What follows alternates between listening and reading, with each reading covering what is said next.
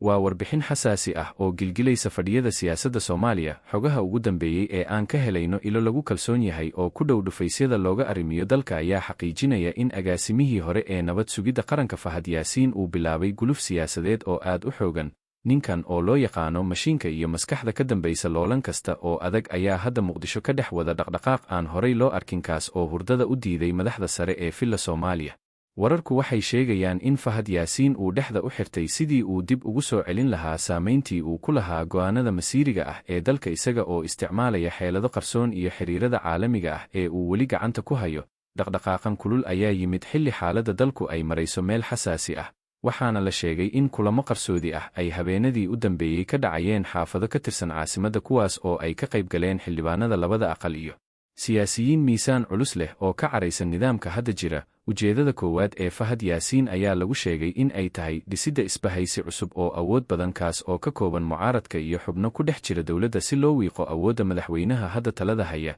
Dadka indha-indheeya siyaasadda ayaa aaminsan in soo laabashada saamaynta Fahad Yaasiin ay ka dhigan tahay dhulgariir siyaasadeed oo keeni kara isbeddel lama filaan ah. Waxaa jira shaki weyn oo laga qabo in dhaqaale aad u badan loo adeegsanayo fulinta qorshahankaas oo loogu talagalay in lagu kala fadhiga kooxaha garabka u ah dowladda. Xaaladda magaalada Muqdisho ayaa hadda ah mid kacsan oo dadku ay hadal hayaan waxa xigi doona maadaama Fahad Yaasiin lagu yaqaano in uusan marnaba gelin dagaal uusan guul ka filayn.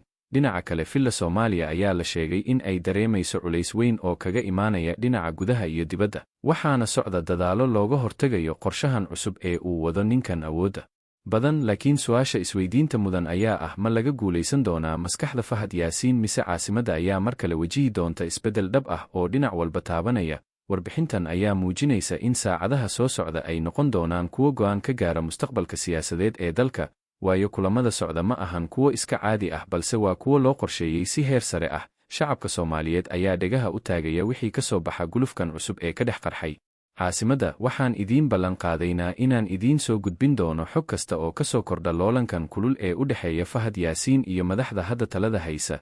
Isha ku hay kanalkan si aad u hesho warka u dambeeya ee ku saabsan dhaqdhaqaaqan ruuxay quluubta iyo maskaxda dadka Soomaaliyeed. Tani waa fursaddii ugu dambaysay ee lagu kala bixi lahaa saaxadda siyaasadda Soomaaliya, maadaama qorshayaasha miiska saaran ay yihiin kuwo halis badan dhalin kara haddii aan si taxadar leh loo maarayn. Falanqeeyayaasha ayaa sheegaya in Fahad Yaasiin uu hadda isticmaalayo khibradiisii dheerayd ee dhinaca sirdoonka iyo xog ururinta si uu u dhabar jibiyo kooxaha ka soo horjeeda.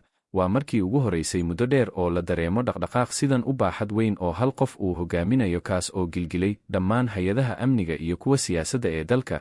La soco wararkeena dambe si aad u ogaato cidda ku guulaysata dagaalkan qarsoon ee ka socda guryaha raaxada iyo xafiisyada qarsoodiga ah ee Muqdisho. Haddaba, Fahad Yaasiin mala kulmi doonaa saaxiibkiisii Farmaajo mise magaalada labada dhinac ayay ka wadaan isbahaysi is-abaabul? Imaaraadka Carabtana looma dhaqmin sida inaan hal dalnahay. Madaxweyne Xasan Sheekh oo caraysan ayaa faahfaahiyey arrintii Imaaraadka Carabta. Imaaraadka Xasan Sheekh ayaa yidhi weli maanan degdegin, waxaan marar badan ka dalbanay in ay noola macaamilaan hal dal. Xasan Sheekh oo aad u caraysan ayaa khudbad jeediyey dagaalka Imaaraadka Somalilan iyo Soomaaliya ayaa hawada isku shareeray, laakiin maanta madaxweynaha ayaa dhulka ka taagay Imaaraadka Carabta. Dhinaca kale, wasiir fiqi oo yidhi hadal lala yaabay kadib markii uu u safray Laascaano, waxa uu yidhi waxaan u soconaa Somalilan, taas oo ay shacab gaaraya 5,000 faalo ka bixiyeen. Waxa uu meesha ka saaray waqooyi bari. Wasiiro, xildhibaano iyo mas'uuliyiin waaweyn ayaa ku sii qulqulaya Laascaano. Madaxweyne Xasan Sheekh oo ku wajahan magaalada Laascaano ee maamulka waqooyi bari. Xaaladda ayaa cirka isku sii shareerayso. Maamul goboleedkii koowaad ee dhabarka u riday go'aankii adkaa ee dowladda federaalku ka qaadatay faragelinta dowladda Imaaraadka Carabta. Galmudug ayaa noqotay maamulka koowaad ee si rasmi ah u shaaciyey inay garab taagan yihiin dowladda dhexe. Tani waxay dhabar jab weyn ku tahay damaca dibadda, waxayna muujinaysaa weji cusub oo u furmay siyaasadda Soomaaliya. Haddaba, maxay ka dhigan tahay tilaabadan ay qaaday Galmudug? Ma waxay tahay bilowga dhammaadka saamaynta Imaaraadka ee maamul goboleedyada, mise waa xeelad siyaasadeed oo loogu dhowaanayo filla Soomaaliya? Warbixintan waxay daaha ka rogaysaa sirta ka dambaysa go'aanka madaxweyne Qoorqoor. Waxaan ognahay in xiriirka Soomaaliya iyo Imaaraadka uu muddo dheer ahaa mid cakiran, balse markan xaaladdu waxay gaartay meeshii ugu sarraysay. Dowladda federaalka Soomaaliya ayaa horay u qaadatay go'aan ay ku diiday faragelinta xadgudubka ku ah madaxbannaanida qaranka, waxaana la sugayey maamulkii koowaad ee ku dhiiran lahaa inuu dowladda garab istaago. Galmudug ayaa soo saartay qoraal aad u kulul oo lagu sheegay inaan marnaba loo dulqaadan karin wax kasta oo dhaawacaya midnimada iyo madaxbannaanida dalka. Shacabka Soomaaliyeed ayaa si weyn ugu kala qaybsan arrintan. Qaarkood waxay u arkaan guul u soo hoyatay qarannimada, halka kuwo kalena ay ka walaacsan yihiin cawaaqibka ka dhalan kara xiriirka xumaaday ee Imaaraadka. Wararka aan helayno waxay sheegayaan in tilaabadan Galmudug ay walaac weyn gelisay maamulada kale ee weli ka aamusan go'aanka dowladda dhexe. Maamulada sida Puntland iyo Jubbaland oo xiriir dhow la lahaa Imaaraadka ayaa hadda wajahaya cadaadis kaga imaanaya dhanka shacabka iyo dowladda dhexe. Haddaba su'aashu waxay tahay, ma dhabbaa in Galmudug ay danta dalka ka hormarisay danaha gaarka ah, mise waa mashaariic cusub oo ay ka dhex arkeen dowladda federaalka? Xaaladdu waa mid karkarayso. Warbixintan waxay kicinaysaa dareenka qof kasta oo Soomaali ah oo jecel qarannimada, maadaama kani yahay dagaal u dhexeeya difaaca madaxbannaanida iyo damaca shisheeyaha. Maamulka Galmudug wuxuu fariin cad u diray caalamka oo dhan isagoo sheegay in Soomaaliya ay tahay hal qaran oo leh hal hoggaan. Waana markii koowaad oo si cad loo arko maamul goboleed diidaya rabitaanka Imaaraadka Carabta. Dowladda Imaaraadka ayaa muddo 21 sano ku dhowaad ku lug lahayd arrimaha Soomaaliya, balse sanadkan 2026 wuxuu u muuqdaa mid isbeddel weyn keenay. Akhristayaal iyo daawadayaal, maxay kula tahay tilaabadan? Ma tahay guul mise waa bilowga khilaaf hor leh? Waxaan sugnaaba waa sida ay ka yeelaan maamulada kale ee dhiman. Haddii ay Galmudug wadadaas martay, ma dhici kartaa in Hirshabelle iyo Koonfur Galbeed ay iyaguna ku raacaan? Tani waxay noqon doontaa isbeddelka ugu weyn ee qarnigan ka dhaca siyaasadda Soomaaliya.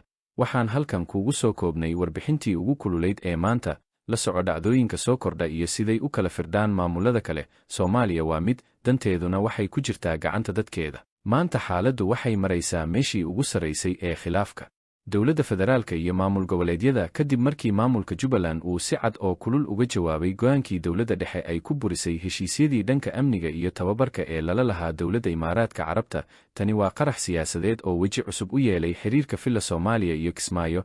Maamulka Axmed Madoobe wuxuu soo saaray qoraal naxdin iyo afkabaarkooda ah oo ay ku sheegayaan in dowladda federaalku ay qaadatay go'aan aan laga fiirsan oo dhaawacaya amniga dalka. Jubbaland waxay si bareer ah u sheegtay in ciidankooda ay tababaraan dowladda Imaaraadka Carabta. Tilaabadan ay dowladda dhexe ku joojisay heshiisyadaasna ay tahay mid dhabar jab ku ah dagaalka lagula jiro kooxaha argagixisada. Haddaba akhristayaal, ma dhabbaa in Jubbaland ay u dhimanayso danaha Imaaraadka Carabta, mise waa difaac ay difaacayaan amniga deegaanadooda oo hadda halis ku jira? Warbixintan waxay daaha ka rogaysaa xiisadda ka dhalatay go'aankii dowladda federaalka ee lagu baabiyey heshiiskii difaaca ee 2014 dhex maray labada dal. Jubbaland waxay ku doodaysaa in go'aankan uu yahay mid keligood lagu gaaray oo aan lagala tashan maamulada dalka ka jira.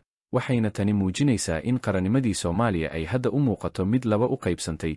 Dhinac waa dowladda federaalka oo leh madaxbannaanidii dalka ayaan difaacaynaa, iyo dhinaca kale oo ah Jubbaland oo leh ciidankayaga ayaan u baqaynaa. Waa tilaabo kale oo bulshada Soomaaliyeed kicinaysa, maadaama Jubbaland ay si cad ugu dhiiratay inay ka hortagto amarka madaxda sare ee dalka. Su'aasha isweydiinta mudan waxay tahay, maxaa ka dhalan kara haddii maamul goboleedyada kale ay ku raacaan Jubbaland jidka ay qaaday?